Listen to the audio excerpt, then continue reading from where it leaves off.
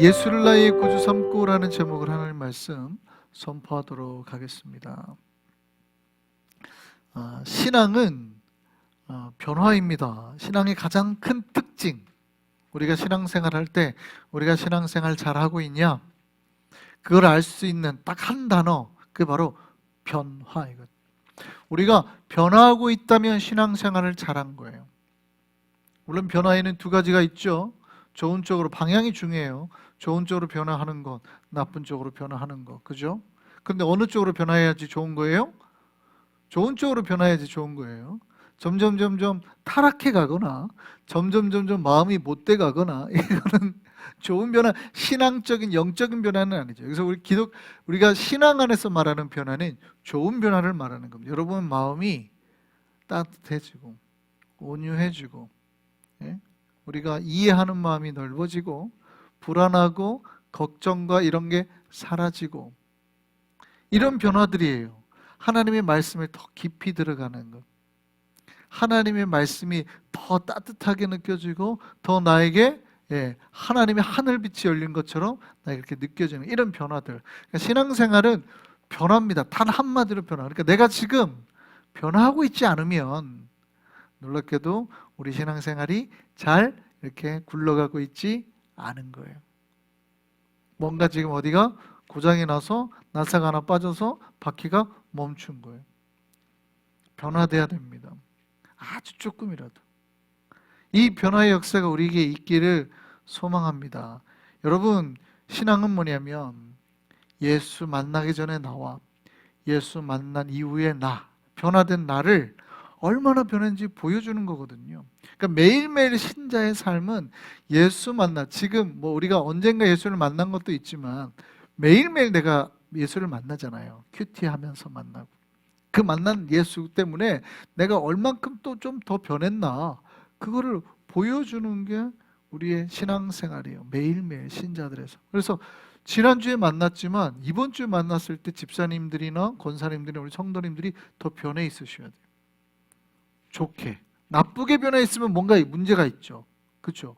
뭔가 지금 고장이 난 거예요. 더 일주일이라도 조금이라도 더 좋게 변화 있어야 되는 거예요. 그게 살아있다는 뜻이거든요. 신앙의 우리 영이 살아있다는 뜻. 영 살아있으면 변해요. 근데 살아있지 않으면 안 변해요. 그래서 우리가 간증을 하잖아요. 여러분 간증하시러 가끔 이렇게 제가 자리를 드리잖아요. 간증은 뭐냐면 내가 변화된 나에 대한 고백이에요. 내가 예수를 만나서 이렇게 변화가 됐습니다라고 하는 게 간증이잖아요. 그렇죠? 물론 이 간증에 약간 이제 곁다리로 가다 보니까 부자가 되기도 했더라 이런 얘기들이 하지만, 예수를 만났더니 이런 증거가 좀 생겼다는 거지, 정말 진짜 간증은 예수를 만나서 내가 변했습니다 이렇게 말해야 돼요. 예수를 만났더니 저기가 우리가 부자가 됐더라 이런 건 되게 좀 이상한 거예요 사실은. 곁다리로 가는 거예요. 진짜 여러분이 간증하려면 예수 만나고 내가 변했습니다. 사실은 예수 만나고 제가 예전에는 진짜 마음 못되게 먹고 사람들만 보면 이상한 짓도 하고 나쁜 욕도 하고 이랬는데 예수 만나 내가 변했습니다. 이게 간증이거든요. 그러니까 예수를, 그 신앙생활이라는 거는 예수 만나기 전에 나 예수 만난 이후에 내가 변화된 거예요. 그 변화에 대한 고백, 그 모습을 보여주는 거예요. 과거에 우울함과 눌림에 살았던 사람이 예수를 만나고 기쁨으로 얼굴이 변화되는 거예요. 할렐루야. 매일 삶이 불평과 불만이었는데 예수님을 주님으로 모시고 감사가 넘치는 삶을 사는 것. 할렐루야. 부모님과의 관계가 좋지 않았는데 예수를 믿고 다시 관계, 사랑이 싹트고 회복되는. 할렐루야. 마음속에 미움과 악한 마음이 가득했어요. 쟤는 오늘 죽여야지. 옛날에 우리 그 드라마나 옛날 진짜 드라마는 다 내용이 뭐예요? 부모 죽인 원수 갚겠다고. 무협 영화는 다 그게 주제였잖아요. 우리 시대 때, 제 어렸을 때 무협 영화의 주제는 다 그거였어요. 우리 부모 죽인 원수를 갚겠다고. 일생을 어떻게 바쳐요? 되게 슬픈 영화예요. 그런 드라마가. 생각해보세요. 10살 때 자기 아버지 어머니가 죽었어요. 근데 이 청년이 그 원수를 갚는 게 30살 때요. 그럼 얘는 어떻게 20년 동안 마음속에 뭘 품고 살아요? 악독을 품고 사는, 죄를 죽여야지. 그러고 사는 거예요. 그리고 죽이고 나니까 어떻게 해요? 허무하다 그러고 끝나죠. 그냥 죽이고 돌아가면서 허탈해서 끝나죠. 영화나 드라마가. 자기의 삶을 긍정적으로 만들고 자기의 삶을 더 멋지게 만들고 이런 생각은 해본 적이 없는 거예요. 마음속에 악한 악독이 생기면. 그런데 예수를 만나고 그게 사라지니까 어떻게 해요? 평화가 찾아오죠. 평화가 찾아오죠. 원수와도 화해할 수 있는 평화가 찾아온단 말이죠. 이게 우리 신자들의 신앙 간증을 통해서 고백하는 변화의 모습들인 거예요. 이 고백이 우리에게도 매일매일 우리 입술 가운데 나타나기를 소망합니다. 그 신앙은 변화예요. 여러분, 신자는 매일매일 내가 살아있다라는 그 변화를 느끼셔야 됩니다. 생명의 변화. 매일매일 우리가 변화를 느끼죠. 머리카락 아침에 머리 감을 때마다 머리가 또 빠지는구나, 뭐 이런 변화를 느끼기도 하고, 거울을 보면서 주름살이 하나 더 늘었구나, 뭐 이런 변화를 느끼기도 하지만, 그런 어떤 자연적인 우리가 나이가 들어갈수록 하는 변화 말고 영적인 변화가, 누가 나한테 확 했는데 갑자기 내가 한번 어제 같았으면 확 화를 내는데 오늘은 하고 한번 참죠. 그러면서 그러면 뭐예요? 오늘 하루 내가 조금 더 성장했구나. 이런 변화, 이런 변화예요.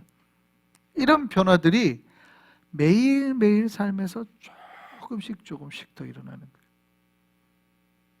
살아있다면 그런 변화가 일어나는 거예요. 그래서 변화가 일어나지 않은 신앙은 죽은 신앙입니다. 제가 언젠가 말씀드린 적 있죠. 제가 낚시 말씀드렸잖아요.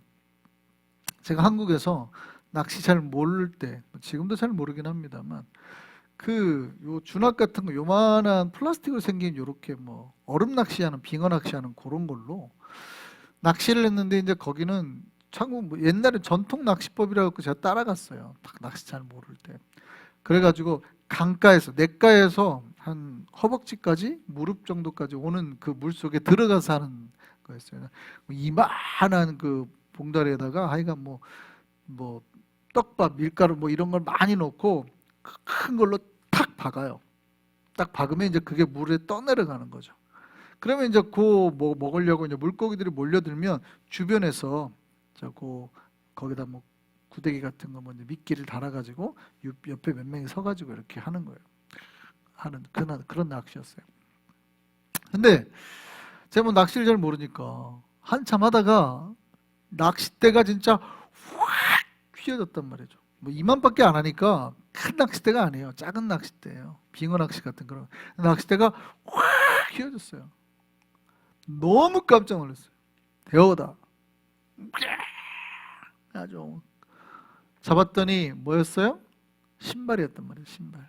누가 버리고 말이야. 낚싯대는 확 휘어졌지만 아무런 느낌이 없어요. 근데 조금 있다가 뭐가 탁 하고 잡히는데, 얘는 진짜 제가 대어인 줄 알았어요. 대어. 큰 물고기인 줄 알았어요. 왜요? 이 낚싯대 끝에 전달되는 이 물고기가 손이 막 떨. 야, 이 맛에 낚시를 하는구나. 사람들이 왜 낚시를 다니는지 알겠다 하면서 대어다 하고 잡았더니 요만한 피레미였단 말이에요. 손가락만한. 근데 이 조그만한 게 그렇게 저에게 전달되는 힘은 그렇게 강렬했어요. 뭐예요? 나 살아있다. 나 살아있다. 나 살아있다. 근데 신발은요, 그렇게 컸는데 그걸 못 주는 거죠. 그냥 끌려와요. 내가 땡기니까 그냥 끌려올 뿐이지 어떠한 힘도 안 가지고 있어요. 근데 요만한 진짜 피레미였는데 얼만큼 큰 생명력을 가지고 변화를 보냐. 나 살아있다. 나 살아있다.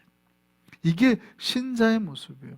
여러분, 교회가 건물이 커야 하나님께서 기뻐하시는 교회가 아니에요.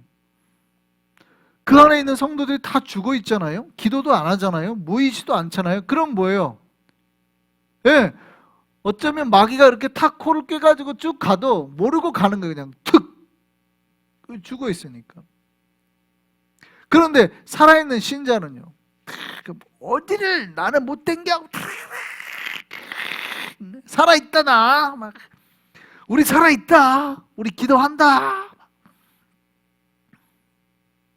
이게 생명력 있는 교회임을 믿으시기를 바랍니다. 제가 낚시를 하는데 그 조그만 물고기가 저에게 그 생명의 떨림을 전달을 해주더라고요. 살아있는 떨림, 막 가슴 떨림, 그런 게 전달되는 거예요. 여러분, 신앙의 생명력도 이런 거예요. 내 신앙의 생명력으로 인해서, 내가 막 파닥파닥 하는 걸로 인해서 내 영혼의 떨림이 있어야 돼요. 내가 여러분 기도할 때 여러분 느끼셔야 되는 게 전율 같은 게 느껴야 돼요. 전율. 저는 아직도 저만의 개인적인 신앙인데, 제가 기도하다가 아버지 하면 막 그 몸끝에서부터 탁 떨림이 있어요. 막 소름 돋는 것처럼. 그런 전율함이 있거든요. 여러분, 신앙생활할 때 여러분이 하나님 앞에 서는 게 두려우셔야 되고, 하나님 앞에 서는 게 정말 이렇게 살아있는 생명력처럼 여러분이 느낄 만큼의 떨림이 있어야 돼요. 기도하는데 재미도 없어요. 이러면 그 영혼이 죽어 있는 거예요. 여러분, 우리가 기도할 때마다 그 영혼의 떨림이 여러분 마음속 깊이 느껴지기를 소망합니다. 그 영혼의 떨림뿐만이 아니라 그럴 때 여러분 마음속에 기쁨과 감사와 사랑과 평화가 넘쳐나야 된단 말이죠.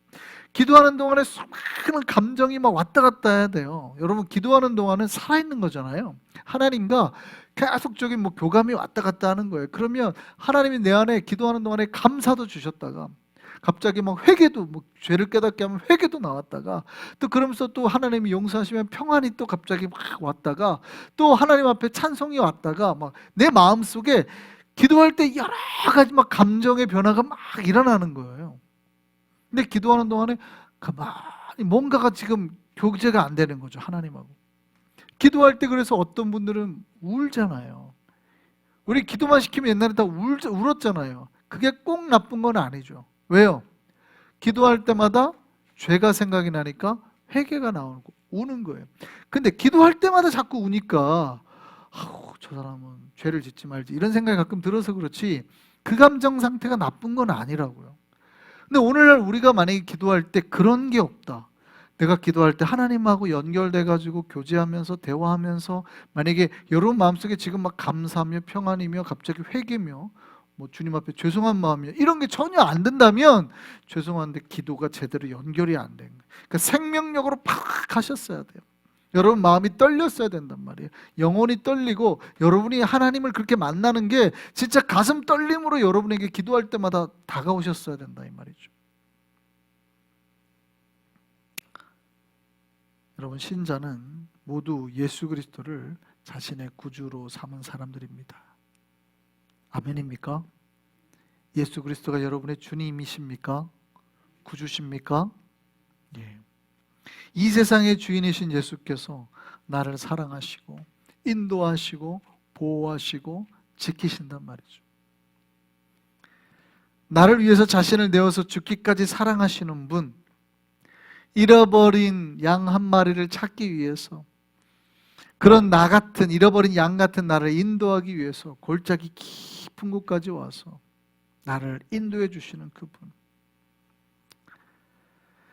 정말 눈동자처럼 나를 보호하시고 나를 지키시는 그분이 나의 주인이다, 이 말입니다. 믿으십니까? 신자는 이거에 대한 확신을 가진 사람들이에요.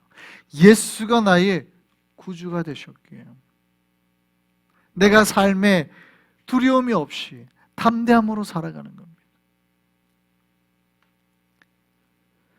그럴 때 그 예수를 매일 삶에서 이제 경험하고 느끼는 거죠.